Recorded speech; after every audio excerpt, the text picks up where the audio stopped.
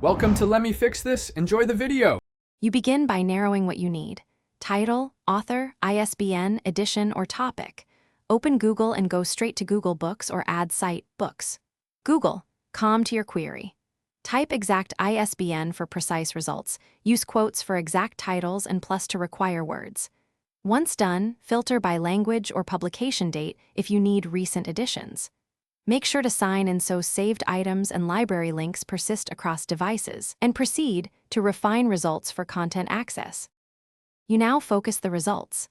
Click Advanced Search to target publisher, year, language, or subject. Use quotes for exact phrases and asterisk wildcards for partial matches. Once results appear, open likely entries and choose Preview or Snippet View to assess relevance. Use the Find in this book box to jump to chapters.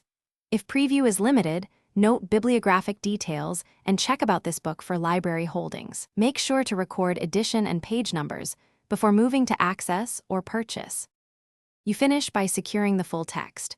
On the book page, follow library links to borrow, use the Borrow button if available, or purchase links. Once you find a copy, note the edition and site details. If Preview is blocked, try Google Scholar for excerpts, check the publisher's site, or request via interlibrary loan.